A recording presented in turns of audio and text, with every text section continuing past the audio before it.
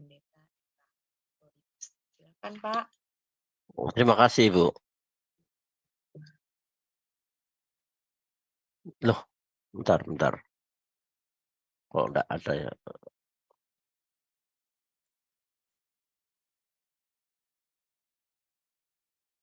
Saya stop.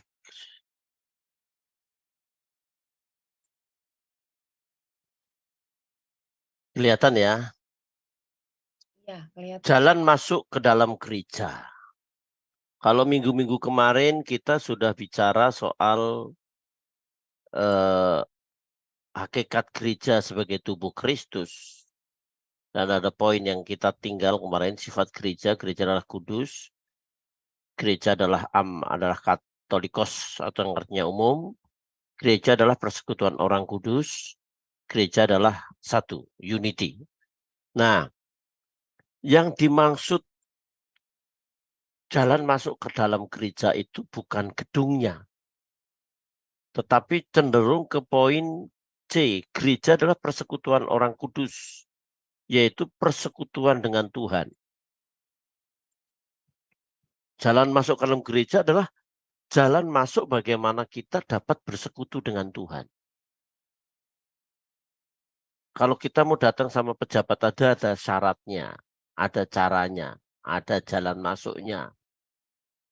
Apalagi kita bertemu dengan Tuhan. Kalau setiap pagi saya berdoa itu, saya bersyukur siapakah kita ini kalau kita bisa bicara dengan raja di atas segala raja. Ya, kalau kita bisa bicara dengan presiden aja kita merasa bangga dan senang. Dan kita tidak sadari bahwa kalau kita itu bisa bicara dengan Tuhan, itu satu anugerah yang besar. Ya, ini sengaja. Bagaimanakah caranya orang yang semula ada di luar gereja bisa masuk ke dalam persekutuan dengan tubuh Kristus? Ini masih ada hubungannya dengan pelajaran kemarin.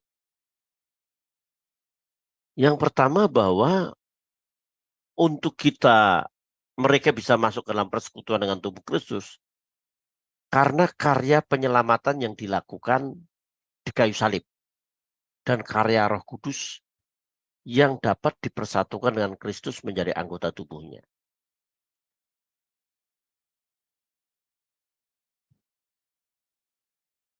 Nah, bagaimana caranya Roh Kudus bisa memasukkan orang ke dalam persekutuan dengan tubuh Kristus? Jelas caranya yang pertama memanggil, melahirkan kembali, menobatkan, memberikan iman, dan membenarkan dan menguduskan. Nah, hari ini mungkin saya bicara tentang dengan waktu yang ada memanggil, melahirkan kembali atau menobatkan. Ya, minggu depan kita memberikan iman, membenarkan dan menguduskan. Kita tahu bahwa gereja itu dipanggil Tuhan, kalio, ex kalio, panggilan. Nah, dalam 1 Korintus 1:9 Rasul Paulus berkata bahwa Tuhan Allah telah memanggil orang-orang percaya di Korintus kepada persekutuan dengan anaknya Yesus. Kristus adalah setia. Hakikat gereja atau panggilan gereja itu bersekutu. Koinonia, baik itu vertikal maupun horizontal. Baik itu persekutuan kita dengan Tuhan maupun persekutuan kita dengan sesama. Nah, kita bisa masuk di dalam gereja itu karena kita itu dipanggil. Dalam panggilan itu, kita tahu bahwa kata memanggil menunjukkan bahwa ide prakarsa untuk bersekutu itu dengan Kristus itu bukan datang dari manusia, tetapi datang dari Allah sendiri. Bukan kamu yang memilih aku, tetapi aku yang memilih kamu, kata Tuhan. Jadi kalau kita dipanggil itu bukan karena ide pikiran kita, tetapi itu idenya Tuhan. Kejadian 12 ayat 1. Maka berfirmanlah Allah, pergilah dari sanak saudaramu ke negeri yang akan kutunjukkan kepadamu. Dari sini juga kita tahu bahwa panggilan itu datang dari Tuhan, ya, datang dari Allah sendiri. Cuma manusia harus meresponi tentunya. Tanpa respon tidak mungkin terjadi sebuah persekutuan. Jadi kalau di karismatik itu ada lagu, dengar dia panggil nama saya, dengar dia panggil namamu, dengar dia panggil nama saya, juga dia panggil namamu, ku jawab ya, ya, ya. Allah memanggil. Dalam Yesaya pasal 6, Tuhan berkata, siapakah yang akan pergi? Siapakah yang akan kuutus?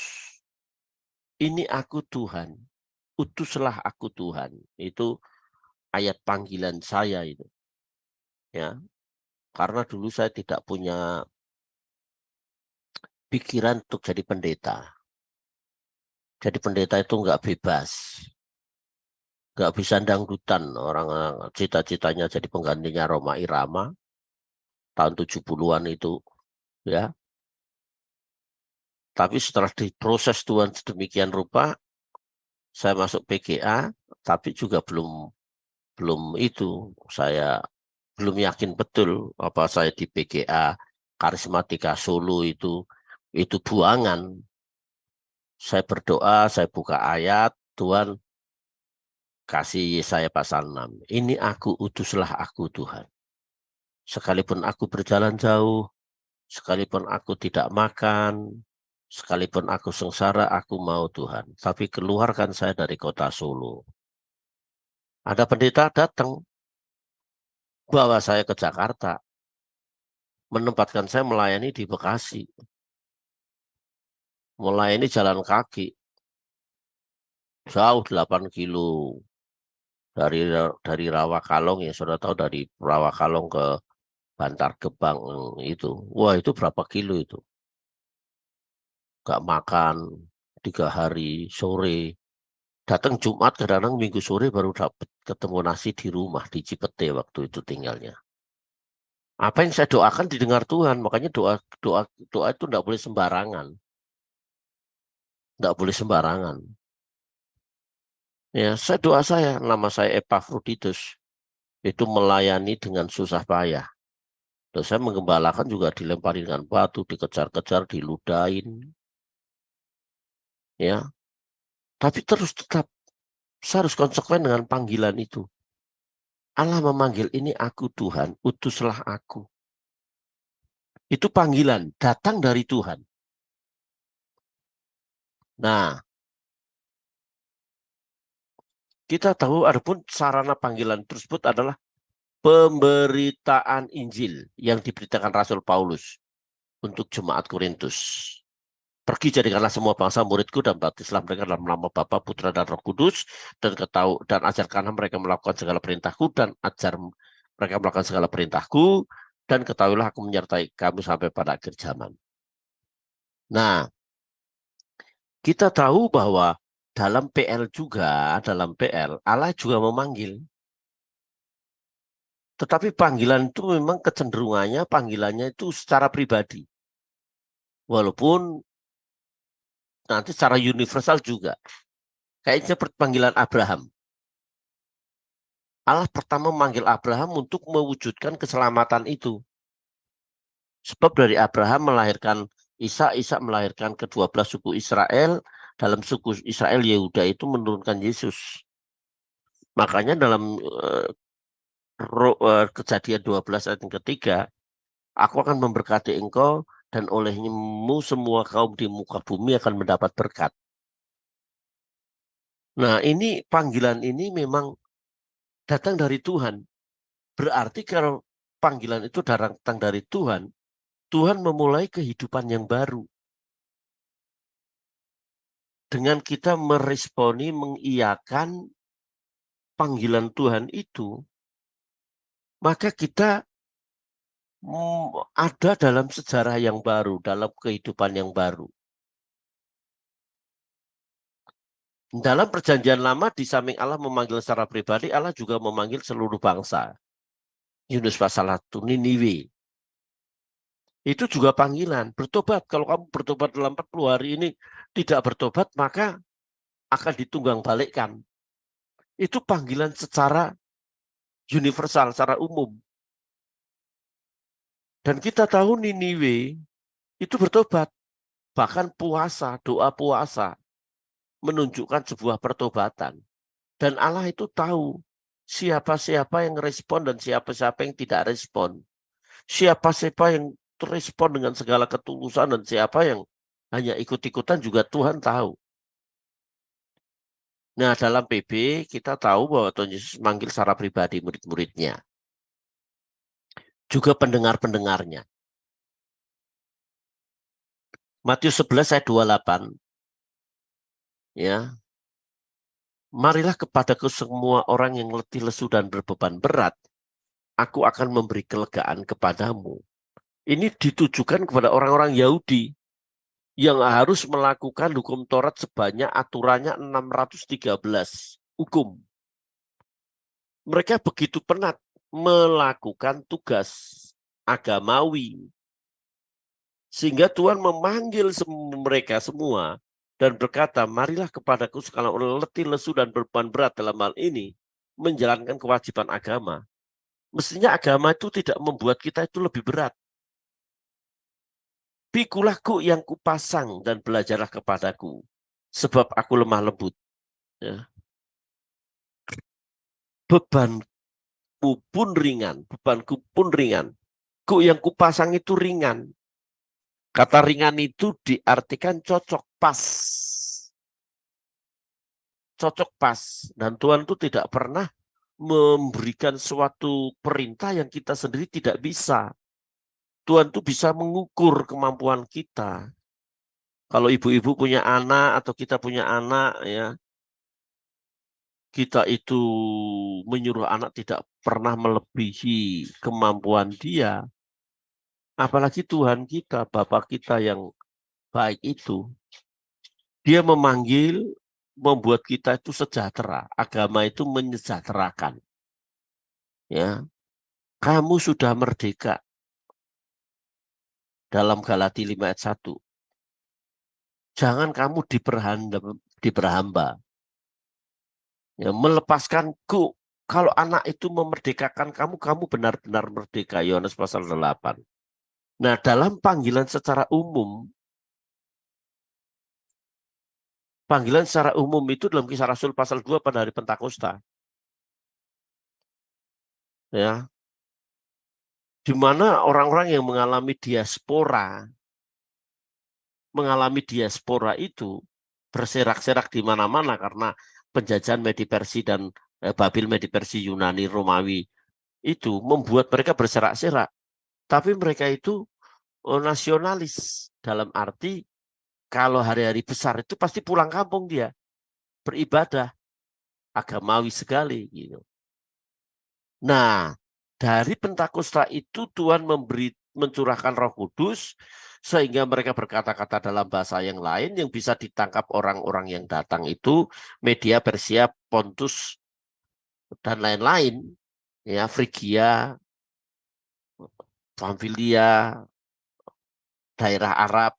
Di dalam Kisah Rasul pasal yang kedua ayat 1, 2, 3 itu, ya, kalau saudara bisa baca di situ, itu panggilan secara umum sehingga ketika Petrus berkhotbah 3.000 orang bertobat. Jadi di sini jelas panggilan itu harus ada respon. Allah itu menawarkan panggilan, melainkan juga menarik orang-orang itu. Ya, udah menawarkan panggilan, juga menarik. Dia harus makin bertambah, ku harus makin berkurang. Nama Yesus yang disembah, ku di tempat paling belakang. Lagunya kan gitu. Itu lagu ada sekolah minggu, saya lupa. Saudara ingat itu. Bila Yesus ditinggikan, diberitakan, pasti dia akan menarik semua orang datang kepadanya sekarang. Jadi menawarkan panggilan dan juga menarik orang-orang itu dalam sebuah persekutuan. Yohanes 3 ayat 16. Karena begitu besar kasih Allah akan dunia ini, sehingga ia mengaruniakan anaknya yang tunggal, supaya, itu kata supaya itu, setiap orang yang percaya itu hanya orang-orang yang mau meresponi panggilan kasih Allah itu. Karena begitu kasih Allah akan dunia ini, itu universal. Panggilan secara universal. Ya, supaya setiap orang, hanya orang yang percaya saja yang masuk dalam persekutuan dengan tubuh Kristus. Memindahkan dari kuasa kegelapan dalam kerajaan anaknya. Kolose 1 ayat 3. Ini ayat-ayat ini saudara bisa baca sendiri nanti di rumah. Kita disebut anak-anak terang. Itu dalam Efesus pasal 5. Ada banyak anak terang ya, meninggalkan perkataan-perkataan yang kotor dan lain-lain. Ya, bangkit, dapat menggunakan waktu, bertindak bijaksana. Ya, perhatikan dengan saksama bagaimana kamu hidup, jangan seperti orang bebal. Itu dalam Efesus pasal 5 itu, ayat berapa 15 ya. Kata bebal itu asobia, tidak bijaksana. Tetapi seperti orang arif, itu seperti orang bijaksana. Jangan kamu mabuk oleh anggur. Anggur itu terlena oleh arus dunia ini. Tetapi berusahalah untuk mengerti kehendak Tuhan. Itulah hidup dalam kerajaan anaknya. Jadi gaya hidup seorang pangeran dalam kerajaan beda dengan orang-orang yang hidup di pasar preman-preman. Jadi kalau orang Kristen masih punya gaya hidup seperti preman, hidupnya seperti orang dunia, saya khawatir dia masih hidup dalam kegelapan. Kalau orang itu hidup dalam kerajaan anaknya, dia itu sudah meresponi panggilan. Dengan meresponi panggilan berarti yang pertama kali saya sampaikan dalam pelajaran yang pertama, meresponi panggilan itu adanya sebuah komitmen, ada ada kesediaan mengerjakan tugas. Sebab eklesia itu dipanggil untuk melakukan suatu tugas. Dipanggil bukan hanya sekedar beragama. Dipanggil bukan sekedar untuk punya predikat orang Kristen. Dipanggil bukan hanya sekedar keluar masuk gereja tanpa perubahan. Tetapi ada tugas di pundak kita memberitakan firman Tuhan. Kaleo dipanggil keluar dari dunia ini dalam proses pembelajaran. Melalui firman Tuhan, ketika kita sudah dewasa, ketika kita sudah matang, kita sudah bertumbuh, kita dimasukkan ke dalam dunia ini untuk menjadi berkat. Jadi anak Tuhan tidak boleh eksklusif. Anak Tuhan harus masuk ke dalam dunia ini untuk menjadi berkat. Menjadi garam dan terang dunia.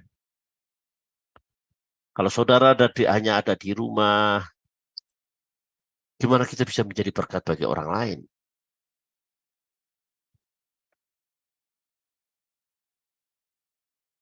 Sarana panggilan, yaitu Injil. Injil itu kekuatan Allah, Rom 1 ayat 16. Aku memiliki keyakinan yang kokoh dalam Injil. Injil adalah kekuatan Allah. Ya, dunamus, kekuatan yang meledakkan, kekuatan Allah. Yang mengubah, kekuatan Allah yang membawa kita memiliki kehidupan yang berkenan kepada Allah. Allah itu memberikan sebuah energon, memberikan kekuatan yang dari dalam untuk kita melakukan kehendak Tuhan. Firman Injil adalah hidup dan kuat dan lebih tajam dari pedang bermata dua manapun Ibrani, sorry. Ini saya kadang-kadang tulisnya mungkin mohon maaf, Tuhan.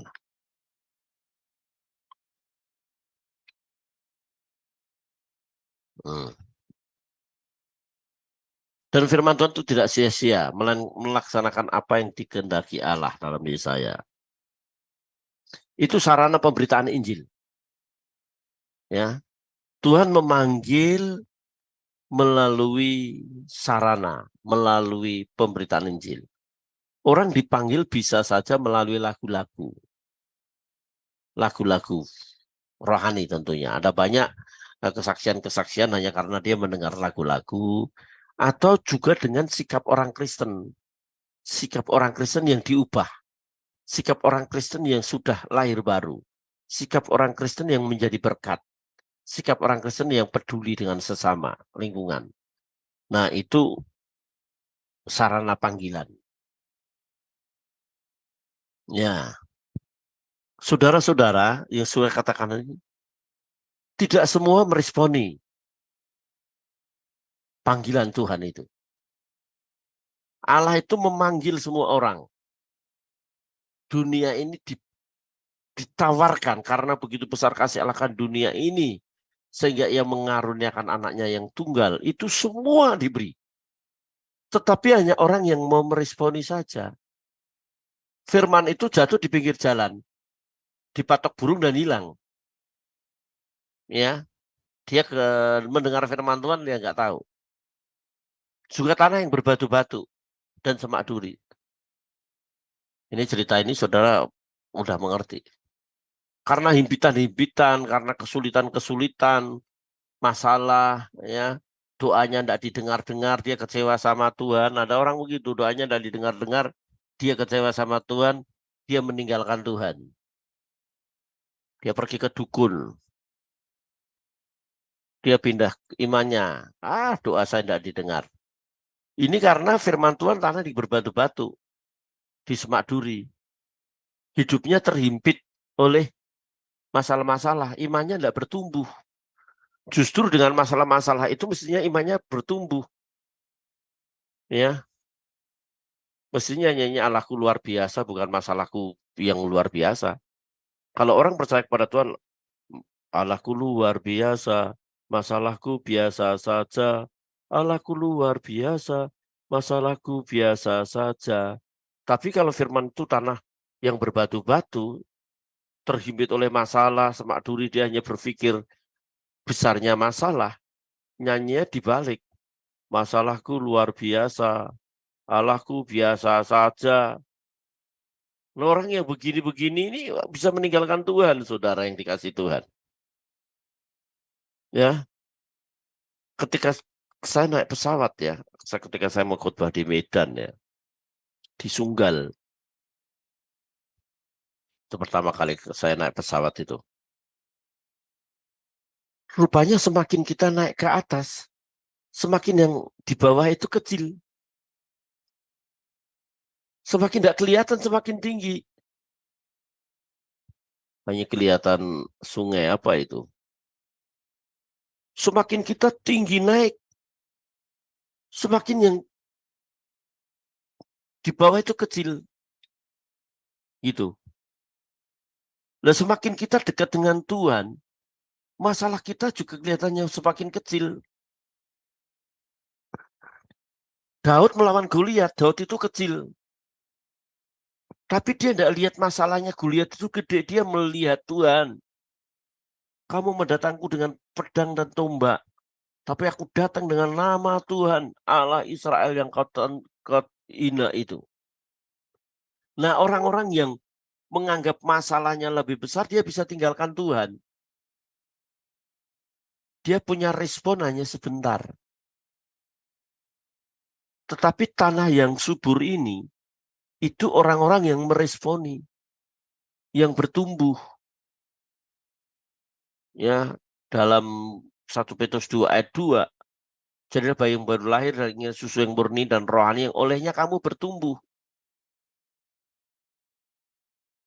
Bertumbuh di sini perlu pertumbuhan iman. Iman kita tumbuh itu bukan bagiannya Tuhan, tapi bagian kita. Iman timbul dari pendengaran dan pendengaran oleh firman Kristus. Itu di Rom 10 ayat 17. Firman di sini adalah firman sebagai pesan yang kita lakukan. bukan sebagai logos dalam arti ilmu. Sebab ilmu itu nggak mengubah firman yang hanya kita pahami menjadi konsumsi otak kita. Tapi kalau menjadi sebuah rema, sebuah pesan khusus yang harus kita lakukan, itu yang mengubah. Kalau firman Tuhan itu hanya sebagai logos, sebagai ilmu, kita bisa jadi pengkritik nanti. Hafal banyak ayat, bukan hafalnya, tapi melakukan yang penting. Apakah firman Tuhan dalam Kejadian Keluaran 12 ayat yang Keluaran 20 ayat yang ke-12, hormatilah ayah ibumu, itu sebagai apa? Sebagai logos pengetahuan afektif atau kognitif, tetapi sebagai psikomotor yang kita lakukan itu yang lebih bernilai. Itu tanah yang subur, yaitu orang yang menerima panggilan, mengiyakan dan membangun hubungan dengan Tuhan. Dan yang susah itu waktu kita bertumbuh, perjalanan pengiringan kita kepada Tuhan, yang kita harus baca firman Tuhan, kita harus beribadah, kita harus melayani, kita harus menyangkal diri, kita bisa mengampuni orang yang melukai kita, mengecewakan kita. Itu yang susah. Kalau waktu awal akhir itu gampang, tapi waktu perjalanan melayani, perjalanan ikut Tuhan itu loh yang susah.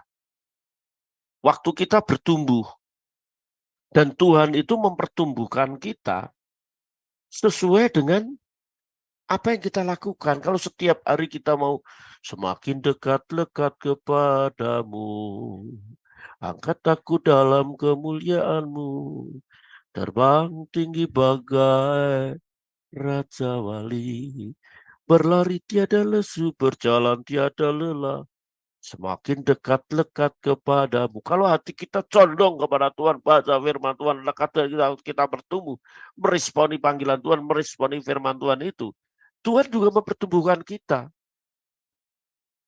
Nggak mungkin kalau orang suka tidak baca firman Tuhan, nggak pernah ke gereja, nggak pernah melayani, imannya bertumbuh. Nah, pertumbuhan kita sejauh mana kita meresponi firman Tuhan itu. Nah, penghalang kita bertumbuh ya, karena manusia telah mati oleh kesalahan Efesus 5 itu. Ya, kita mati, rohani kita itu mati. Jangan orangnya hidup, rohaninya mati. Contohnya gimana Pak Pendeta? Ya kalau hanya mikir makan dan minum saja, itu hidupnya itu dalam standar bio. Hewan binatang itu hidup, makan dan minum, kawin mengawinkan, berkembang biak. Itu bio. Tapi kita kan soe, rohani kita yang hidup. Soe itu kehidupan yang berkualitas yang Tuhan berikan. Makanya kita perlu firman Tuhan. Tapi kita kadang-kadang banyak orang tidak menerima panggilan itu karena memang rohaninya sudah mati. Hei, bangunlah kamu yang sedang tidur dan bangkitlah kamu dari antara orang mati. Efesus pasal 5 itu. Kecenderungan hatinya jahat sejak kecil. Kejadian 6. Itu kejadian 8:21. Ya, kecenderungan hatinya jahat. Dan kalau orang punya kecenderungan jahat, seperti dalam Rom pasal 1, itu Allah menyerahkan kepada pikiran-pikiran yang terkutuk. Ada homo, ada lesbi di Rom itu. Nah, pikirannya hanya seks, pikirannya perkara-perkara dunia. Allah menyerahkan itu. Sebab di situ pikirannya dipenuhi. Tetapi kalau hati kita ingin dekat dengan Tuhan, ya, hati kita ingin lekat dengan Tuhan, ya, ku perlukan juru selamat agar janganku sesat, selalu baru setiap hari. Ya lagunya gitu. Maka Tuhanku dekat, maka jiwaku penuh. Itu lagu-lagu yang begitu indah sekali, saudara. Ya, lagu-lagu yang membawa kita. batu karang yang teguh, Engkau perlindunganku. Kalau lagu-lagu kita itu lagu-lagu yang membawa kita tuh dekat dengan Tuhan, Tuhan juga membuat kita dekat, saudara. Ya, kecenderungan kita kalau mau lekat dengan Tuhan, waduh, Tuhan pasti bawa kita. Nggak mungkin lagu-lagu kita, lagu-lagu rohani yang selalu waktu kita di mobil, waktu kita di jalan, ya. Aku mengasihi Engkau, Yesus. Hati kita condong ke situ, bukan condong pada kejahatan. Dan lagu-lagu itu mesti harus mewarnai hidup kita loh. Lagu-lagu rohani itu. Sebab lagu-lagu dunia itu, waduh. Coba kalau suami istri sedang bertengkar. Misunderstanding. Lagunya kasih pasti lemah lembut. Kecenderungannya kan firman. Kasih pasti memaafkan. Kasih pasti murah hati. Kasihmu Tuhan, ajarilah kami saling mengasihi. Ajarilah kami saling mengasihi. Selesai masalah. Istri bisa menerima suami, suami bisa menerima istri. Sebaliknya. Karena situ ada kasih. Mengampuni, mengampuni lebih sungguh. Kecenderungannya ke situ gitu loh. Tapi kalau kecenderungannya kepada perkara-perkara dunia, istrinya langsung nyanyi. Pulangkan aja aku pada emakku atau nenekku. Bubar itu. Karena kecenderungannya kemana gitu loh. Kecenderungannya kemana? Dan Allah menyerahkan itu, kecenderungan itu. Oleh sebab itu dari panggilan ini, mari kita menyadari bahwa untuk masuk ke dalam panggilan itu, ini masih ada penghalang rohani. Manusia tulis secara rohani. Yesaya 6 ayat 9, Matius 13, 14, sampai 15. Saya tidak perlu baca ya, saudara mungkin bisa baca di rumah gitu. Tuli, ya, tidak mendengar suara Tuhan. Tuhan dan panggil. Mana-mana Tuhan panggil. Mana-mana Tuhan panggil. Mana-mana Tuhan panggil. Saya bekerja di ladangnya Tuhan. Tulis secara rohani ini nggak peka. Nggak peka suara Tuhan. Udah denger khotbah berkali-kali kena ke khotbah. Nah, Allah itu khotbah buat istri saya itu khotbah buat tetangga saya itu khotbah ya, itu pendeta punya suara itu. Sebenarnya dengan kita mendengar firman Tuhan terus kita kena yes begitu, itu kita mesti harus membuka telinga kita untuk melakukan firman gitu loh. Jangan tulis secara rohani. Dia mendengar tapi nggak mengerti kata Tuhan. Manusia tuli, nggak bisa nangkep panggilan itu, ya. Bukan orang yang tulis secara rohani tentu, secara jasmani, tulis secara rohani ini, ya. Saudara, manusia tidak dapat menerima apa yang berasal dari Allah karena tidak memiliki untuk itu, untuk daya untuk itu. Bentar-bentar ini kok bisa poinnya. Karena tidak memiliki daya. Daya itu kekuatan. Daya itu dalam Alkitab itu kuasa. Ya, energon. Kuasa itu kan ada ekausa, hak. Kamu akan menerima kuasa kalau Roh Kudus turun ke kamu akan menerima, barang siapa menerima dia akan mendapatkan kuasa menjadi anak-anak Allah. Yohanes pasal 1 ayat 12. Kuasa itu diterjemahkan ekausa, hak. Tetapi kamu akan menerima kuasa kalau Roh Kudus turun ke atas kamu, Kisah Rasul 1 ayat ke-8. Itu dunamus, kekuatan yang meledakan.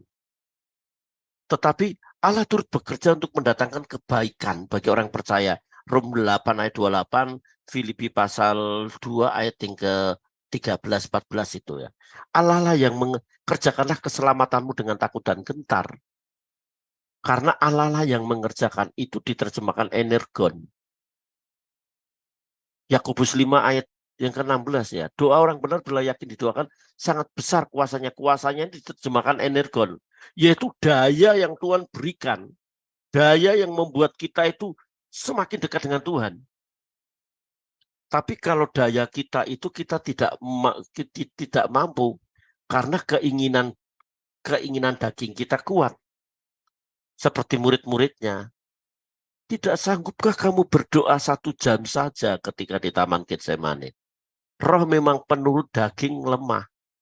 Roh itu maunya ingin doa, ingin menyembah, ingin doa puasa, ingin cari Tuhan, itu roh. Tapi daging itu masih mikirin banyak hal. Oleh sebab itu, saudara yang dikasih Tuhan, mari kita menyadari bahwa Tuhan sudah memberikan kuasa, energon, kekuatan dari dalam itu untuk kita itu melakukan atau menerima panggilan itu.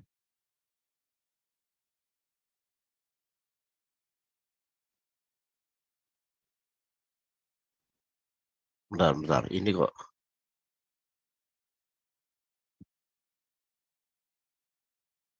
Oke, ini. Bentar.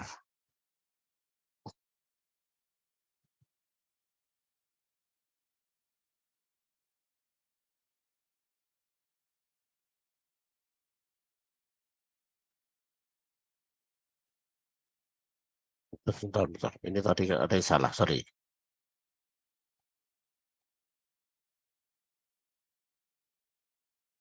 Sudah 35 menit karya panggilan. Nah, kita masuk dalam, nah tadi di sini. Ada banyak penghalang. Nah, dari sini mari kita introspeksi diri kita masing-masing. Kita akan punya latar belakang kesibukan berbeda. Apa yang menyebabkan kita itu jauh dari Tuhan? Apa yang menghalangi diri kita untuk tidak dekat dengan Tuhan? Entah itu gadget, entah itu kesibukan hari demi hari, entah itu tontonan-tontonan dan lain-lain. Mari kita introspeksi, penghalang apa sih yang membuat kita tuh jauh dari Tuhan?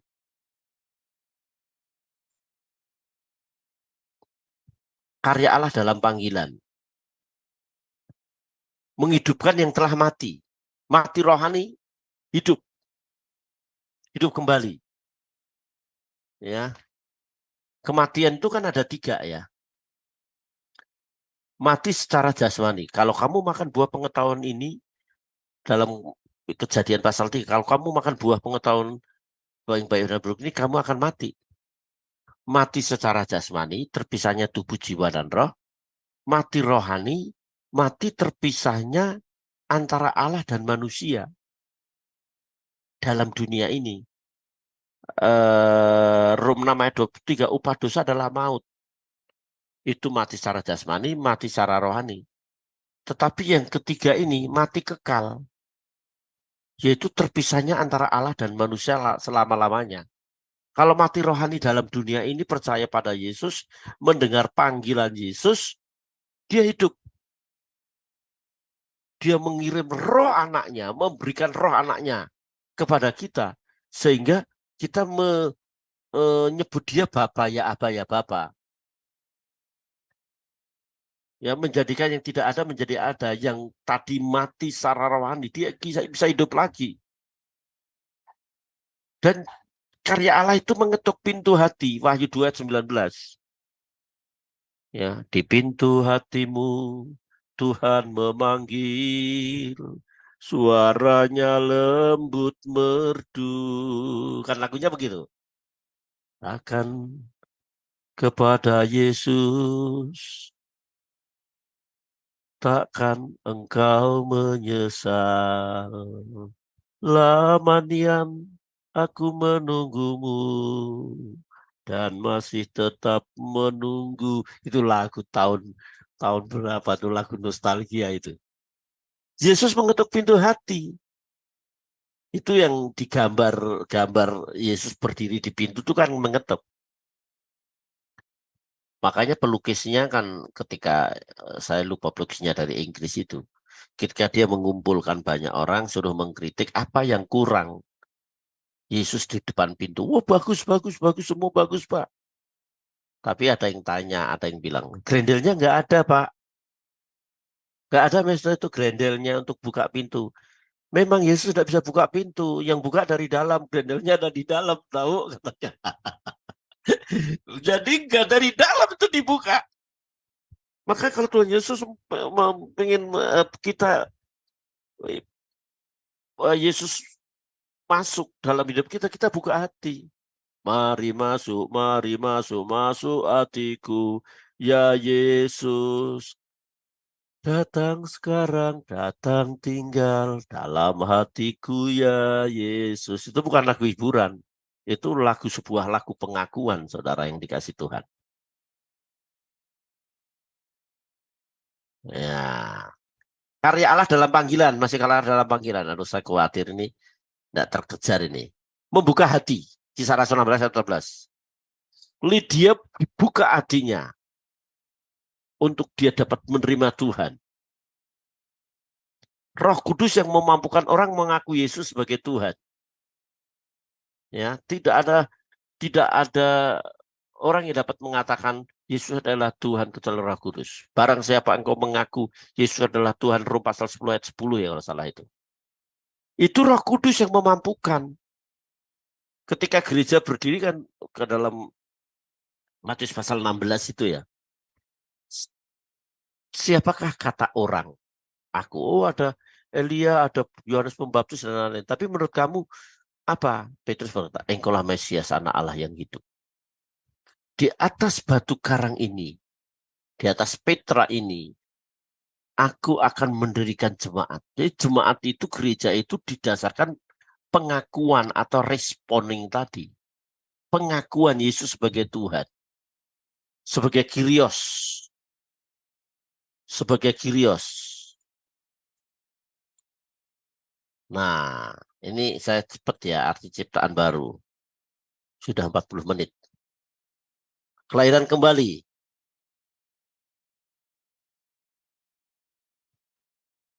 Sinonim dari kelahiran kembali. Sinonim itu persamaan kata. Itu dilahirkan kembali. Yohanes 3 ayat 3. Dua, dilahirkan dari air dan roh. Yohanes 3 ayat 3. Terus penciptaan kembali. Matius 19 ayat 28. Dihidupkan dari mati, yaitu kematian rohani. Ya, mohon maaf ya, ini kadang-kadang saya buatnya malam ini, kadang-kadang ketikanya ya maklum lah. Banyak yang segede hidupkan rohani. Rohani, ya.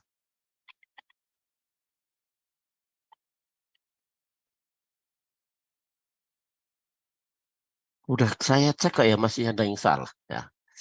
Pembaharuan, tuh, manusia batin. Pembaharuan manusia batin. Mengenakan manusia baru. Efesus 4:24. Kolose 3 ayat 10. Kata yang diterjemahkan dengan kelahiran kembali itu adalah paleginisia.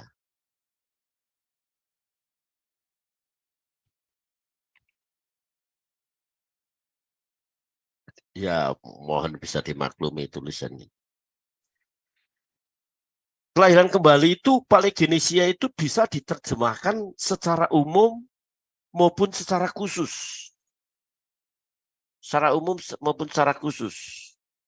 Sebentar.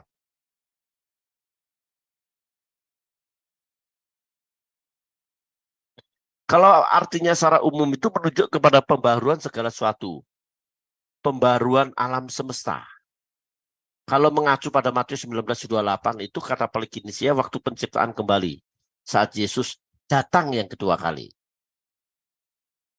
Dalam Titus 3 ayat 5 disebutkan tentang permandian kembali di mana Kristus menyelamatkan orang percaya. Itu juga Paleginisia.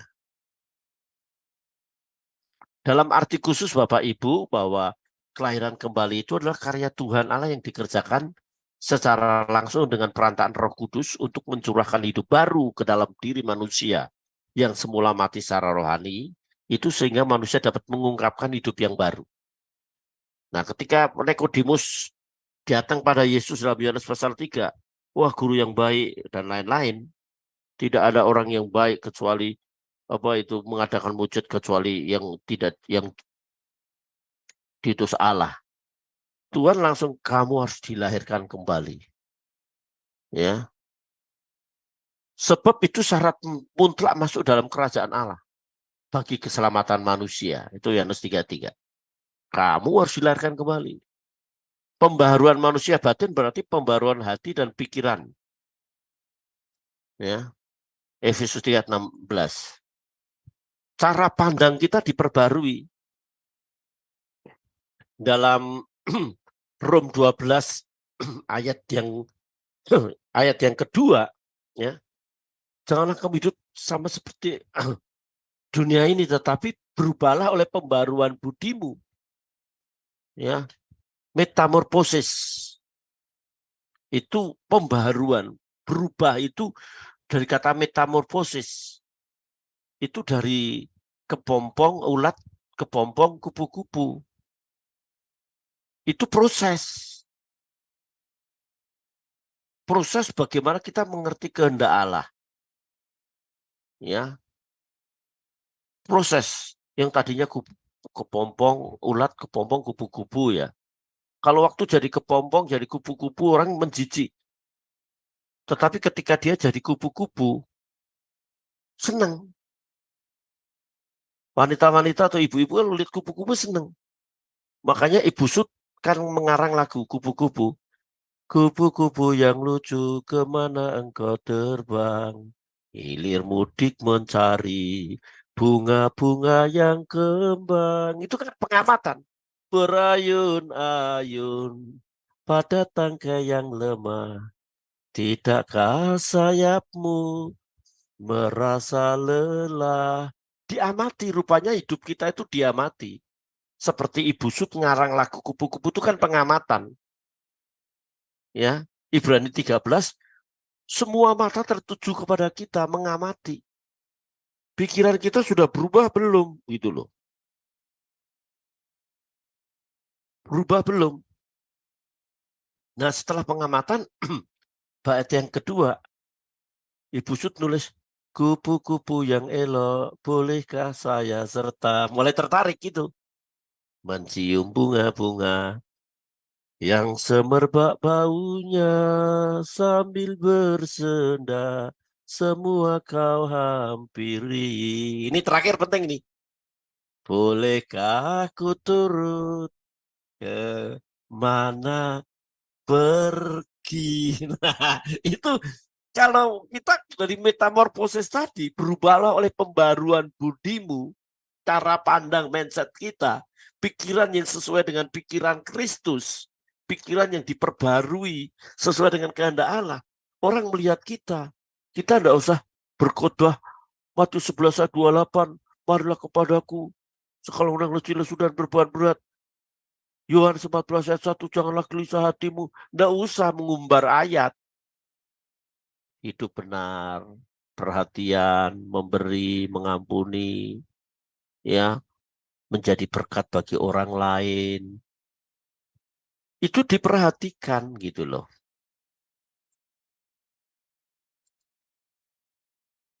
Dalam arti khusus, Kristus ada di dalam hati. Kalau Kristus dalam hati berarti Kristus yang memerintah. Allah menyuruh roh anaknya ke dalam hati kita. Mencurahkan kasih ke dalam hati oleh Roh Kudus. Roh Kudus bekerja secara tersembunyi dalam kehidupan orang percaya. Untuk hidup kita diperbarui. Kalau hati kita ada Kristus, maka perkataan kita adalah perkataan Kristus. Apa yang masuk tidak menajiskan. mau makan B1, B2 sampai B komplek. Tidak menajiskan. Yang menajiskan apa yang keluar kata Tuhan, gitu loh.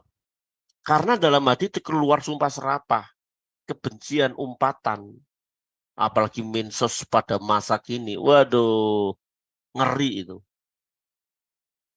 Tapi kalau di dalamnya ada Kristus, yang keluar itu Kristus. Makanya kalau kalau ketika saya masih ngajar itu ada anak murid, Pak, saya masuk dikatain monyet, Pak. Memang benar kayak monyet. Loh, kok kayak monyet? Ya kita kayak monyet, nak. Kalau kita dikatain kayak monyet, itu malah manusia. Kalau kita dikatain kayak manusia, itu malah monyet. Tapi kalau kamu dikatain kayak monyet, memang benar. Kayak monyet itu manusia. Tapi kalau kita dikatain kayak manusia, berarti kita ini monyet. Saya bilang gitu, mau ketawa. Ya. Ya biarin aja, karena hatinya ada monyet, dia ngomongnya yang monyet. Kalau hati kita ada Kristus, perkataan kita juga seperti Kristus. Berikanku hati seperti hatimu yang penuh dengan belas kasihan. Lagunya gitu, saudara-saudara. Ya, jadi itu Allah menyuruh anaknya dalam hidup kita. Peran Roh Kudus dalam hidup kita supaya kita eh, di sini dalam hati manusia supaya dapat menerima panggilan Tuhan melalui Injil.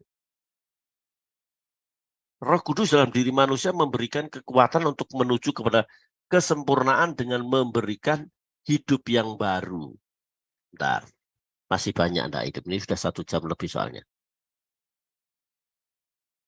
Oke, Pak. Ini kita sampai hidup yang baru, bentar ya.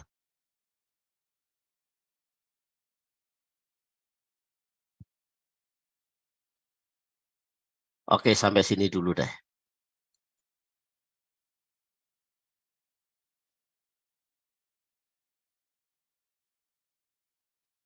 Saya stop ke. Ya, oke Bu Aling, isi dulu satu Iya, sudah lama nih 50.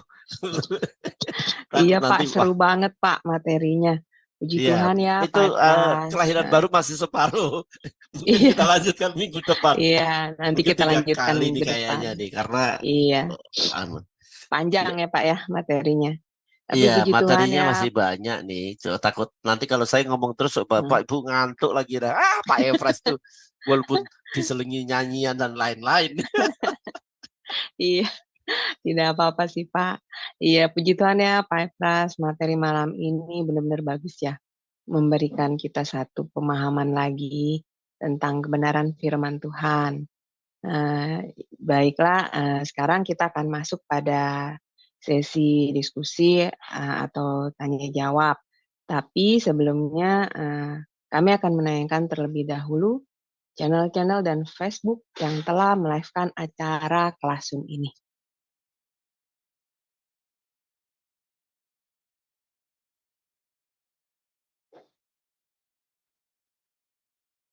Acara ini relay ke channel YouTube dan Facebook, yaitu channel Sema Adonai, channel Sema Adonai Apologetik, channel Omihen, channel Epaphroditus Bakti Satoto yang adalah channel Pak Epa sendiri, lalu channel Abi Ismail, channel Ferdinand Wardana, channel Codex FH, channel Nebu Ali, channel Uti Watimena, channel Batu Karang, channel Antara, channel Ana Chandra, channel Agus Kurnia, channel Du Levite, channel Garnet Sidan, dan channel King Alexander.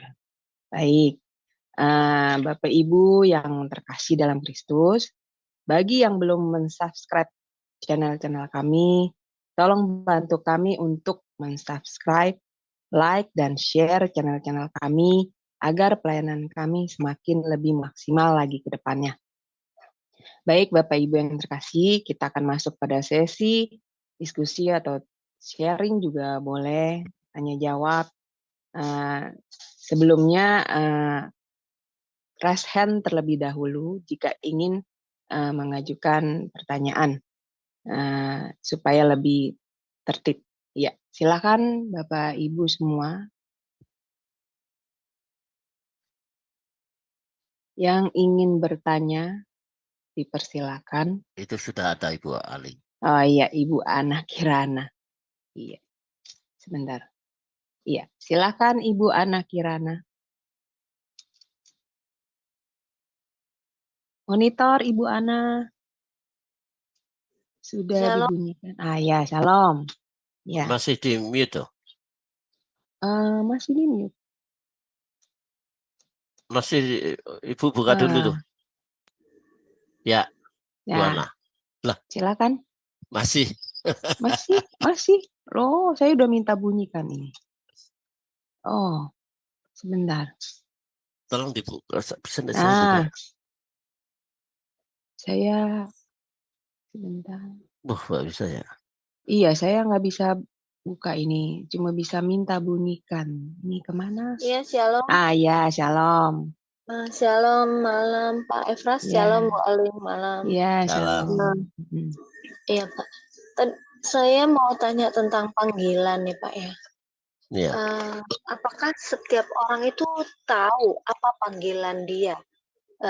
Contoh seperti pendeta gitu ya Pak. Karena ya maaf ya Pak ya. Karena kan banyak juga pendeta yang gagal. Itu sih Pak. Jadi begitu juga kayak singer pendoa syafaat ya. Ya maaf sebelumnya karena kan banyak orang juga pastinya yang tidak tahu apa panggilan dia. Nah, bagaimana caranya agar kita tahu apa panggilan kita gitu, Pak. Terima kasih. Iya. Iya, silakan Pak dijawab. Yang pertama, bahwa hubungan kita dengan Tuhan membuat kita pekakan panggilan kita. Itu yang pertama. Kedua, kalau ia sudah masuk dalam sebuah panggilan sebagai singer WL, gembala, dan lain-lain, ia harus tekun dalam panggilan itu. Harus tekun.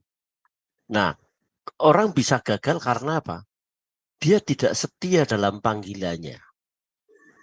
Makanya dalam Wahyu 2 ayat yang ke-10b, barang siapa setia sampai akhir. Sebab melayani itu yang susah bukan soal awal hingga akhir. Saat pelayanan yang tadi saya katakan tadi loh. Saat kita jadi WL, dikritik suaranya kurang bagus lah.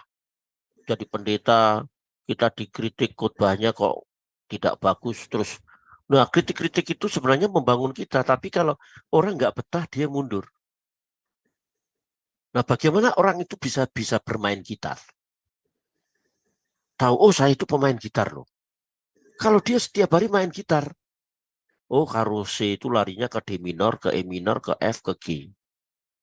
Oh kalau D itu larinya ke E, F crash minor, ke G, ke A, B minor, C crash minor, kemudian kembali ke D. Nah dari situ belajar, akhirnya peka. Oh iya, saya mengerti.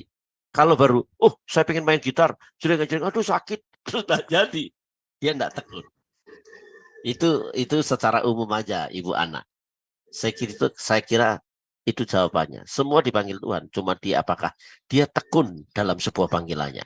Dia tahu dari mana kelekatan dengan Tuhan membuat dia mengerti porsi yang Tuhan percayakan kepadanya. Itu Ibu. Iya, Pak. Iya. Karena gini ya, Pak.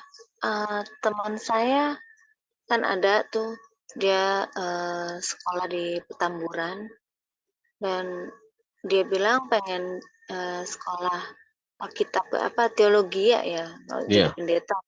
Nah, lalu saya pikir dia benar ya jadi pendeta, tetapi dia enggak gitu. Lalu saya tanya kenapa kamu enggak jadi pendeta?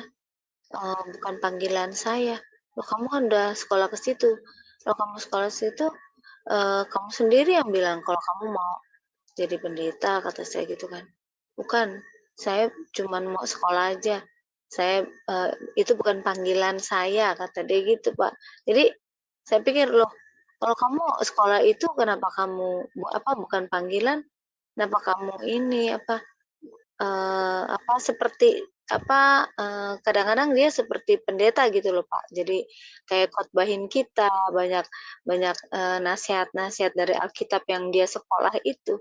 Saya pikir dia bakal jadi pendeta, ternyata dia bilang bukan panggilannya itu dia. Makanya saya, waduh kata saya berarti kita harus tanya sama Tuhan dong. Apa panggilan kita? Iyalah harus tanya dulu katanya gitu sih Pak. Makanya Nah, saya satu motivasi dia ke seminari itu apa? Satu.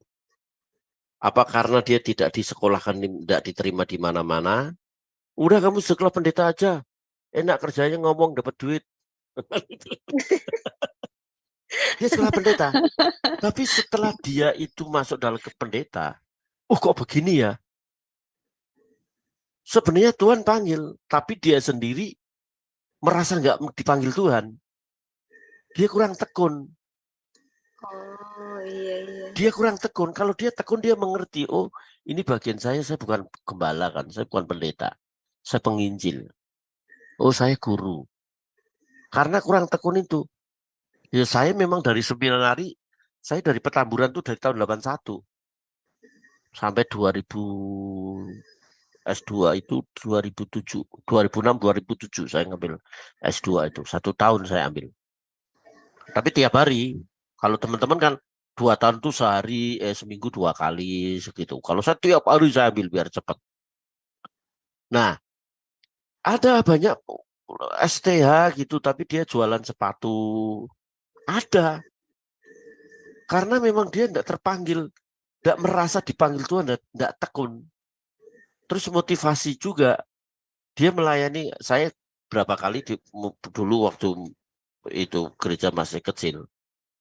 Pak Eras, Pak Erastus waktu itu masih jadi ketua seminari waktu itu. Pak kirim dong, Mas, saya panggil Mas, kirim dong Mas itu pelayan Tuhan. Tapi pelayan Tuhan tanya gini, jemaatnya banyak enggak Pak? Persembahannya berapa Pak? Udah motivasinya udah enggak bener. Udah enggak usah melayani lah. Masih marsaid tuh, masih sakit tuh. Jadi motivasi juga menentukan panggilan itu. Ya, itu Ibu Ana. Iya Pak, terima kasih Pak. Motivasi menentukan.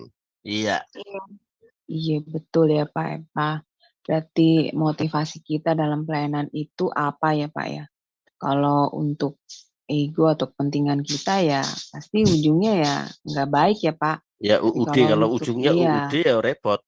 Iya. Tapi kalau ujungnya untuk kemuliaan Tuhan, Ya untuk pasti Tuhan buka jalan. iya pasti kita juga akan mau ya Pak melakukannya ya Iya, panggilan pasti itu. kalau orang Iya. melayani itu memberi hidup, bukan mencari hidup. Betul. Iya benar Pak, memberi Kalau hidup kita memberi kepada hidup itu Tuhan. melayani sungguh-sungguh, memberikan berita firman Tuhan. Kalau mencari hidup, ya pikir hitung-hitung loh. Kalau saya melayani di sana cuma segini, Iya betul. wah rugi. Iya. Itu. Oke, Nah saya kira gitu. ini banyak ya Pak, berarti yang yaitu nggak mengerti namanya panggilannya ya Pak, kalau seperti Panggilan, itu ya Pak iya, ya. iya. Jadi mungkin masuk sekolah teologi ya hanya untuk ya bisa jadi gaya-gayaan atau ikut-ikutan ya Pak, seperti itu ya Ikut-ikutan juga Pak. bisa. Atau karena di tempat lain tidak diterima, di teologi diterima Iya, bisa. Tapi kita juga iya, tidak bisa menghakimi mereka. Tapi yang jelas mereka tidak bertekun. Ironisnya dia iya, bangga loh. Dulu saya pendeta, dulu saya ini, dulu saya ini. Bukan dulu. Hitungan Tuhan itu tidak dulu, sekarang. Kalau dulu tidak iya, punya duit, sekarang tidak punya duit, dia nyari duit lagi. Kan gitu kan? Kalau iya dulu hamba Pak, Tuhan, sekarang hamba Tuhan melayan lagi gitu. Iya. Yang iya, menambah juga boleh, kalau tidak tanya juga menambah boleh, Pak iya Sevanya boleh menambah. silakan.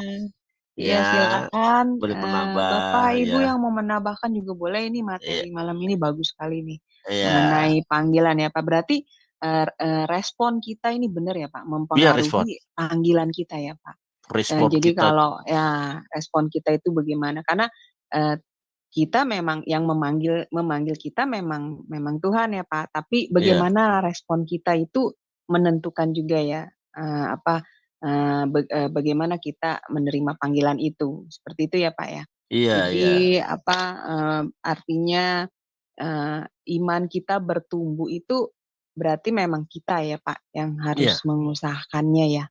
Itu bagian Tuh. kita, bukan bagian Tuhan. Iya, Jadi ada karena bagian Tuhan yang mempertumbuhkan, bagian kita baca, melakukan, beda itu. iya. Oke. Masih Nah ini ada. nah ini ada siapa lagi coba saya lihat yang mau bertanya. Oh ya ini Pak Harun. Iya. Silakan Pak Harun. Oke, Ya. Shalom, selamat malam Pak Shalom. Pendeta, Tuhan Shalom. memberkati ya. Wah bagus banget materi malam ini ya, panggilan Tuhan itu ya kan. Jadi kalau kita lihat itu emang Rami sih bilang, oh saya dipanggil Tuhan, ya saya terpanggil oleh Tuhan. Jadi semuanya klaim Tuhan panggil gitu. Jadi saya ingin bertanya ya Pak, dengan apa situasi keadaan sekarang di mana Rami orang mengatakan, wah saya dipanggil Tuhan, saya terpanggil Tuhan. Tapi gimana kita melihat apakah benar dia benar-benar dipanggil Tuhan untuk melakukan sesuatu perkara, karena ini melibatkan tentang jemaat atau sekitarnya. Dan terus saya ingin bertanya juga, apa bedanya panggilan dan pilihan Pak? Karena ada satu nas mengatakan gini Pak, semua yang dipanggil tetapi sedikit yang dipilih. Berbahagialah orang yang setia. Oke, itu aja soalan saya, Pak. Terima kasih, Pak. Iya. Yang pertama, dari mana kita tahu orang itu dipanggil kita?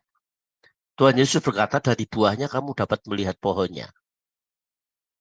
Jadi apa yang ia lakukan? Apakah benar dia itu orang yang dipanggil untuk melakukan kehendak Tuhan? Jadi dari pohonnya.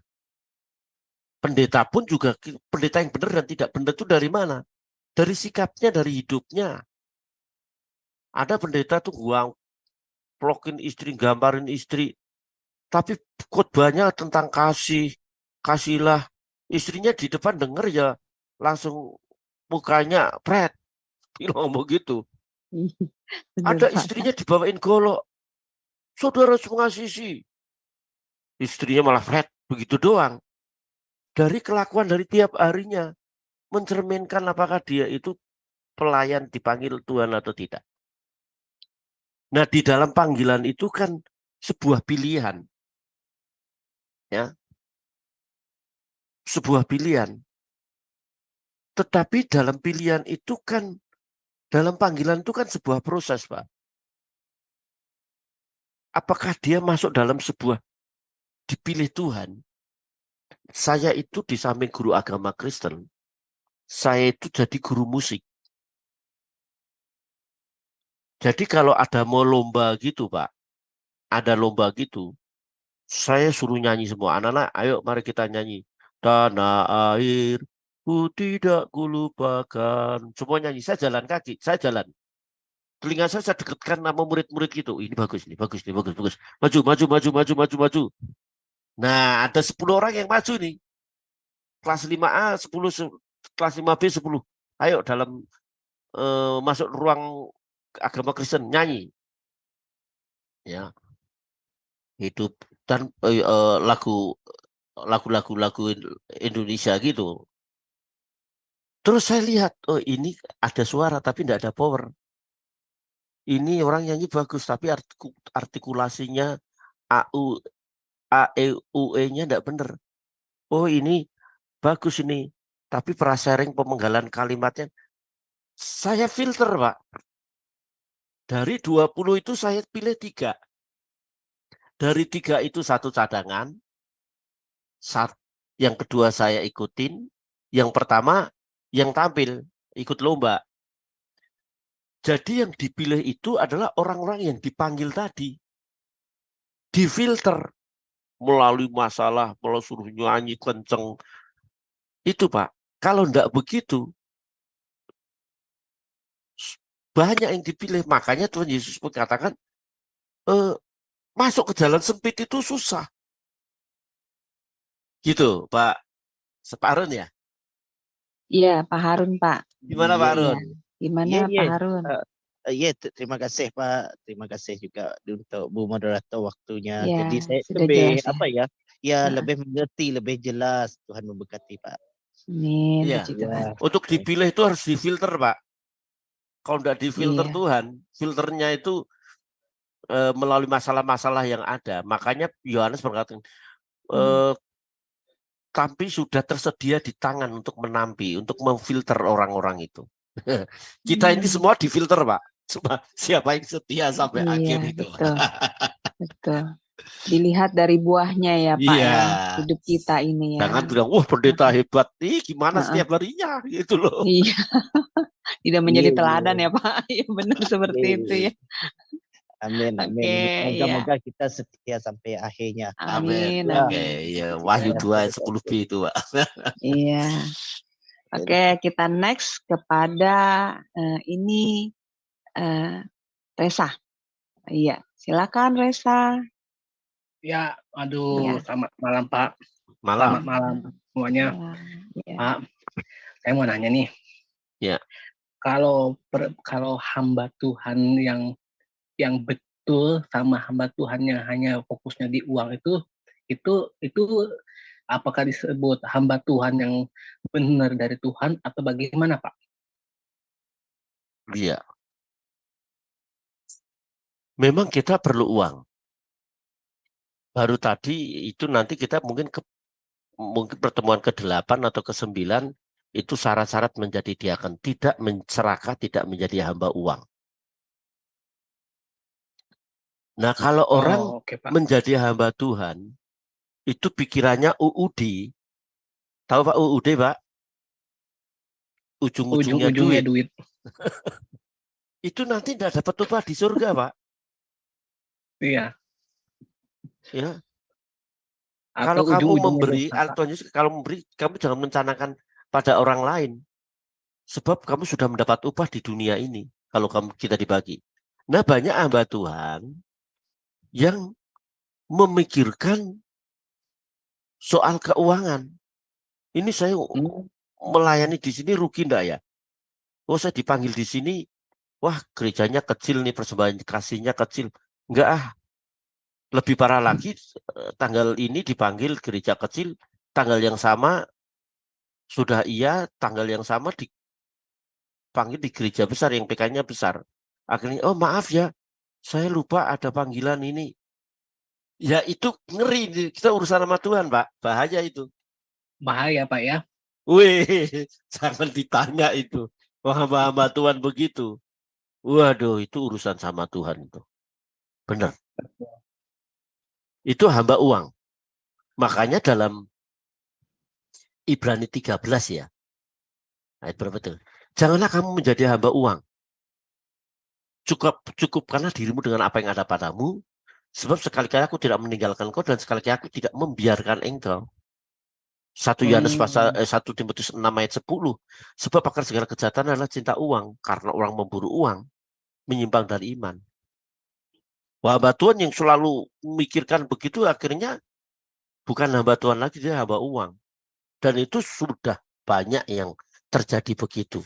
Tapi nggak ada yang ada di Semadone di sini. Ya balik ya. Amin, iya benar Berarti Pak. tidak ada ini ya Pak ya. Berarti kalau misalnya ada hamba Tuhan, pendeta yang seperti itu berarti apa ya? Kalau secara kasarnya tidak layak dimasuk mimbar ya Pak ya. Iya, dalam arti gitu. Untuk layak dan tidak layak itu sebenarnya dari karakternya, Pak.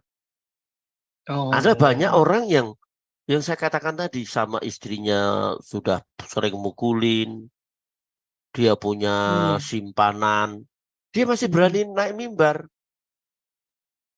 Wah, itu bahaya sekali nanti di pengadilan. Udah langsung dilempar ke neraka itu. Betul Pak, iya. Betul, ada ayatnya ya Pak, ada ayatnya itu di firman Tuhan. Saya pernah baca itu. Iya. Betul Pak. Oke deh Pak, makasih ya Pak ya. Oke Pak ya. Iya, terima kasih Pak. Ya Pak Resa sudah paham ya. Ya, siapa lagi yang mau bertanya? Kalau Pak Sevanya mau menambah boleh Pak. Nambahkan. Iya. Silakan Atau Pak. siapa yang mau nambah boleh. Nah, Ibu Heni, ada Bu Heni? Iya. Ibu Heni lagi bekerja katanya. Iya, Pak. saya kerja Pak. Oh, ya, tapi kedengaran nggak suara saya, Pak? Kedengaran nggak? Kedengaran, Dengar kedengaran. Ibu. Kedengaran? Heeh. Ya, itu memang sangat penting sekali ya kita untuk membangun gereja tadi. Ada satu kata quote yang saya pakai dari Bapak tadi, itu saya waktu melayani memberi hidup, bukan mencari hidup. Iya. Nah, itu saya senang sekali, Pak. Jadi motivasi kita untuk melayani itu apa? Iya toh, kita harus tahu motivasi kita melayani. Kita untuk memberi hidup kita kepada Tuhan. Bukan cari benefit, bukan mencari keuntungan, bukan mencari keinginan diri sendiri gitu loh. Jadi saya di sini berkata begini, Pak. Kalau kita belum siap ya udah nggak usah malu-maluin jadi batu sandungan. Jadi kalau memang hamba-hamba Tuhan yang di luar sana, kalau Anda belum berani mengabdikan diri itu adalah menyangkal diri 100% menurut pemahaman saya. Jadi kalau kita mau melayani, kita harus menyangkal keinginan kita, bukan memperkaya diri kita, bukan menjual sesuatu produk sehingga kelihatannya kesannya rohani, padahal itu juga menipu diri sendiri. Karena menurut saya Pak Efras, mengapa kita perlu menjaga integritas? Karena integritas yang kita bangun itu bukan untuk orang lain, tetapi integritas yang kita lakukan dalam kehidupan kita adalah untuk diri kita sendiri. Jadi kalau kita membohongi orang, terutama sebenarnya kita membohongi. Iya. Kita tidak menghormati orang berarti kita tidak menghormati diri sendiri juga. Ya Bu Eni? Suaranya hilang Ibu. Suaranya hilang ya? Iya, suaranya hilang. Iya. Ini ada namanya Saestu Wilujeng. Dia tertarik ini nama Jawa. Ini Saestu Wilujeng. Ada Pak Sabto dari Solo Pak? juga, Yuni Sabto. Suara saya ya Bapak. Ya. Ya, nah baru kedengaran. Tadi hilang Ibu, baru kedengaran sekarang. Oke. Iya, jadi saya bilang untuk menjadi kekristenan itu menuju gereja, kita menjalani kehidupan kita supaya kita menjadi gereja yang dipilih oleh Tuhan, kita harus menjaga integritas hidup kita. Integritas itu adalah untuk membangun diri kita sendiri, bukan untuk membangun orang lain. Karena waktu kita membangun integritas kita, berarti kita tidak menjadi batu sandungan di mata orang lain, gitu menurut saya. Itu aja dari saya, Pak. Ya, terima kasih untuk tambahannya. Yang saya tadi katakan kita harus tetap tekun. Panggilan yang Bu Ana tadi saya sampaikan nih, dia harus tekun dalam panggilan. Integritas dalam sebuah panggilan itu mahal harganya, gitu. Iya betul. Nah, ini masih adakah yang mau bertanya atau menambahkan? Kira-kira belum ada, saya yang bertanya deh ya, Pak. Pak, tadi kan Bapak di materi ada penjelasan tentang kelahiran baru ya, Pak. Iya. Menurut saya banyak loh, Pak. Maksudnya masih banyak yang belum mengerti tentang kelahiran baru. Mereka berpikir bahwa kelahiran baru itu adalah dibaptis gitu loh Pak. Nah, sudah dibaptis, terima Yesus, nah itu disebut kelahiran baru. Padahal itu bukan ya Pak, yang namanya kelahiran baru itu bukan seperti itu ya. Nah, coba bukan. Pak, ini kalau ini mungkin minggu ini masih ada 1, 2, 3. Itu masih pertobatan juga nih kelahiran baru. Minggu depan Bu ini kelahiran baru. Nanti minggu depan ya Pak materinya. Minggu depan kelahiran materinya. Iya Pak, soalnya pernah Pak, saya nanya teman-teman saya, kamu sudah lahir baru? Sudah. Nah, terus ternyata pengertian dia yang namanya lahir baru itu dibaptis Pak gitu. Maksudnya bukan dibaptis. Kalau dibaptis itu kan permulaan waktu ketika kita menerima Yesus Kristus sebagai juru selamat ya Pak. Nah itu, nah kalau kelahiran baru itu pengertiannya beda lagi. Nah itu berarti minggu depan ya Pak materinya ya. Materi minggu depan itu kelahiran baru itu. Oke. Nah ini ada Ibu Yulia Amita. Oke, Ibu mau bertanya? Silakan Ibu. Ibu Shalom, Yulia. Ya, selamat shalom. Shalom. Malam. siang untuk Amerika. Silakan Ibu. Ini saya kebetulan tadi panggilan itu kayaknya saya diberkati sekali karena kebetulan tadi saya keluar ada urusan juga. Nah, kegiatan saya tadi sempat ke Bapak Pade itu yang pernah dia ngeluh kemarin masuk rumah sakit dengan susah sekali mendapatkan kamar. Nah, saya bilang, Pak De kenapa nggak ngomong saya? Saya udah kenal lama, udah puluhan tahun kenal lama mereka, udah 18 tahunan saya kenal mereka. Iya kalau tahu ya Mbak Yuli, saya minta tolong Mbak Yuli, kata dia. Ya saya sekarang tuh melayani orang, nemenin pendampingan di rumah sakit untuk masyarakat yang tidak mampu, yang nggak punya BPJS atau KIS, ataupun punya BPJS nggak dapat kamar, saya bilang begitu. Oh iya kata dia, itu udah panggilan jiwa katanya, panggilan, tapi dia karena dia Islam ya. Nah, apakah yang saya lakukan itu sebuah panggilan atau apa? Karena saya sendiri waktu belum terima Tuhan Yesus, saya termasuk orang ya baca tega sih, agak-agak bodo amat sama orang, bukan agak-agak super duper bodo amat sama orang mau mati depan saya tergelepar bodo amat, saya nggak kenal gitu loh ya kan. Kalau sekarang ya sangat mudah meneteskan air mata, sangat mudah iba, sangat mudah nggak tega lah sama orang, bahkan untuk pribadi kadang-kadang melupakan diri saya sendiri. Nah, apakah itu sebuah panggilan? Kalau menurut saya apa? Karena saya punya kasih kali ya dari Yesus. Kalau saya sih pribadi itu cerminan kasih dari Yesus ya. Kalau panggilan nggak ngerti deh. Saya juga karena tadi dengar panggilan pas saya masuk tadi tentang panggilan. Nah itu agak-agak pertanyaan buat saya. Itu aja. Iya. Terima kasih Pak Pendeta. Salam. Ya, Tuhan memanggil itu tidak semua ada dalam gereja. Panggilan kita sesuai dengan karunia yang Tuhan berikan. Karunia untuk menolong, karunia untuk memberi, karunia untuk memimpin, karunia untuk menasihati dalam Rom pasal 12.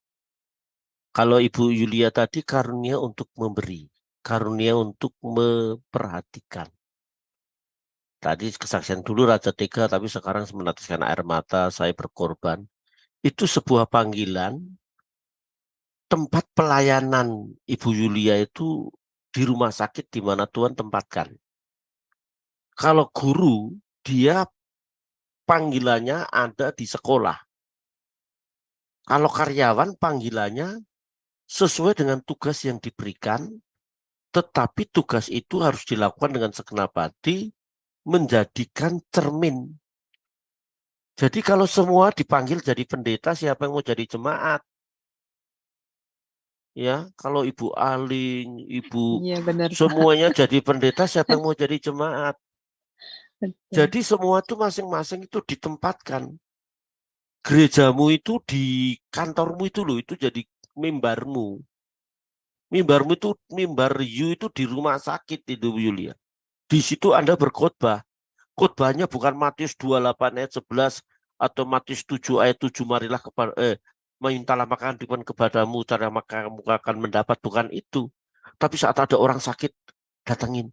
Oh saya cari kamar, yuk di sini Bu. Dengan lemah lembut, orang akan melihat, oh itu Yesus ya. Kan dia tidak tahu Yesus itu lemah lembut. Tapi taunya Yesus lemah lembut itu dengan Ibu Yulia yang lemah lembut. Dia kan tidak tahu Tuhan Yesus itu kamu beri. Tapi taunya bahwa Bu Aling itu juga memberi. Tahunya. Nah itu panggilan kita masing-masing. Saya ini memang dipanggil menjadi gembala sidang, jadi pelayan Tuhan, jadi guru. Kepala keluarga pun juga panggilan. Semua tugas itu panggilan kita. Di situ di mana kita dipanggil, disitulah kita harus punya integritas, kata Bu Hani tadi. Integritas itu bisa diartikan sebuah komitmen, ketulusan, kesungguhan, keseriusan. Itu dipastikan bahwa Ibu Yulia dipanggil di situ untuk jadi berkat. Jadi tidak mesti harus di gereja dan lain-lain. Disitulah itu panggilan kita. Di situ Tuhan tempatkan. Saya ditempatkan saya ditempatkan di Bekasi ini. Saya udah nggak usah neko-neko, aku cari pelayanan di Jakarta sih yang gede. Sekalipun seandainya saya minta, mungkin saya dapat. Tapi saya nggak mau. Memang di situ Tuhan tempatkan saya. Gitu Bu. Yulia bagaimana? Ya, monitor Ibu Yulia. Bagaimana? Ibu Yulia. Ya, coba. Orangnya masih ada di tempat.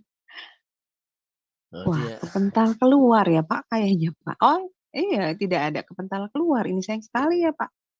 Oh ya, iya, masih ada ada Ibu sih Ibu Yulia. Yulia ada. Iya, ya Ini, mungkin sudah jelas ya Pak ya. iya. Sudah menjawab. Pak, berarti panggilan kita itu juga, misalnya kayak jadi seorang ibu rumah tangga, atau itu juga panggilan ya Pak ya? Panggilan. Dan ya kita ya selain menunjukkan integritas kita juga kita harus bertanggung jawab berarti ya Pak dengan panggilan kita ya. Dengan tugas-tugas kita itu panggilan kita. Iya, bertanggung jawab juga ya Pak dengan apa Iya, yang sudah itu panggilan dipercayakan kita. pada kita. Jangan Ya. jadi batu sandungan. Betul. Makanya ketika pengawas saya marah-marah, kenapa marah-marah? Mm-mm. Ada soal apa tugas ibu? Kan itu kelas 3 itu kan ada tentang keluarga inti, keluarga besar, tugas ayah mencari nafkah, tugas ibu gitu. Apa tugas ibu di rumah? Murid menjawab, tugas ibu main HP. Iya, nah itu jawaban anak-anak itu jujur Pak, Jujur. karena mereka iya betul. Walaupun pertanyaannya nggak aman, apa tugas ibu main HP? Karena yang dilihat itu. Iya, padahal tugas ibu harusnya memasak ya Pak, merawat anak-anak, malah main HP. Iya benar. Itu ya berarti intermezzo. memang kita. Tapi memang ada begitu, itu kejadian betul. Iya. Emang benar Pak, memang ada yang maksudnya ya seperti itu. Berarti mereka ya memang tidak menjalankan apa yang menjadi panggilannya dengan tanggung jawab, itu namanya ya Pak.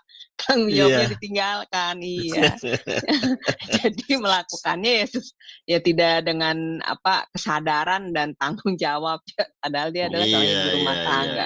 Ya itu sebenarnya bukan cuma panggilan sebagai rumah tangga aja, tapi jadi karyawan atau jadi semua itu panggilan. Ya Pak ya itu harus kita lakukan dengan penuh integritas dan tanggung jawab ya Pak ya. Konsisten juga mungkin ya Pak ya.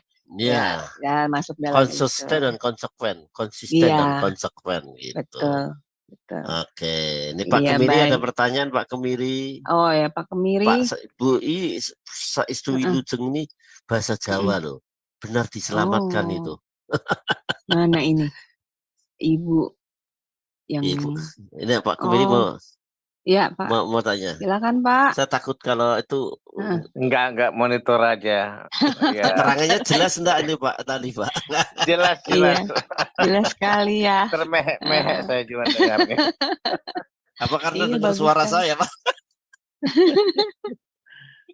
Iya benar, ini materi malam ini benar memberi kita satu pengertian yang sungguh-sungguh luar biasa ya mengenai panggilan ini. Jadi aku teringat itu Bapak ya, di Filipi berapa itu ya, ngosongkan diri itu harusnya hamba Tuhan. Filipi pasal 2. Harusnya itu dipakai, diingatkan. Waktu orang dipanggil betul dikasih Tuhan mujizat bla bla bla, buat gereja. Lalu setelah itu besar, lalu merasa itu miliknya dia, harusnya enggak boleh. Jadi udah merasa itu sertifikat hak milik dapat dari surga atas nama sendiri si gelundung, ya enggak boleh. Bapak lucu lah. Iya, aku jadi ingat gitu.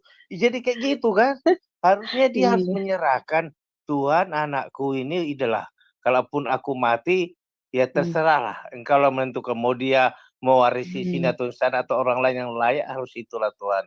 Ini gereja milikmu, bukan sertifikat hak milik udah kamu terbitkan atas namaku gelondong, bukan.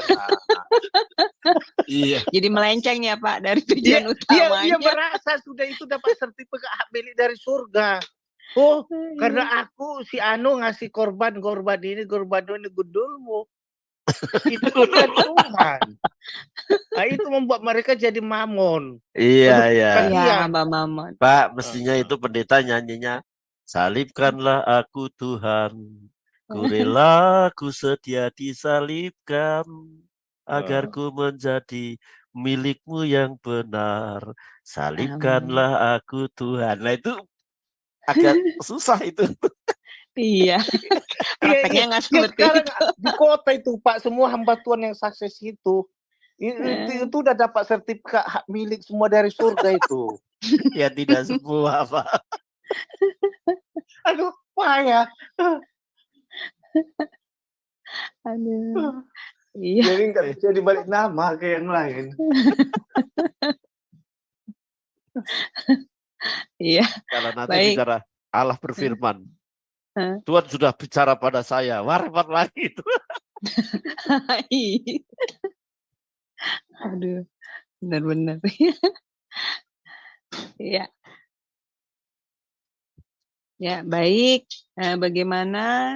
Apakah ada lagi yang mau bertanya atau sharing? Masih dikasih kesempatan kepada Bapak Ibu sekalian? Sepertinya sudah tidak ada ya, Pak. Iya. Iya, Minggu kalau depan gitu, aja kita lanjutkan iya. pertobatan Kalau, dan hidup lahir baru. iya, baiklah.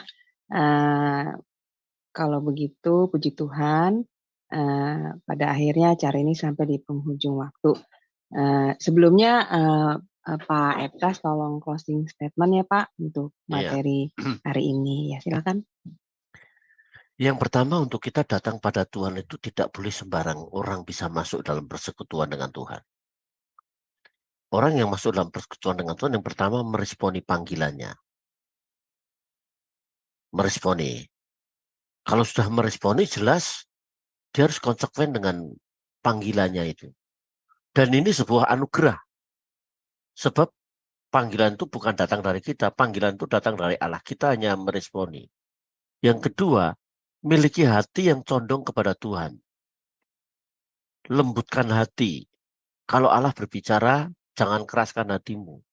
Sebab menjadi penghalang kita itu mendengar suara Tuhan, itu kesibukan-kesibukan dunia ini menjadi penghalang kita, lupakan panggilan kita sebagai seorang pelayan Tuhan.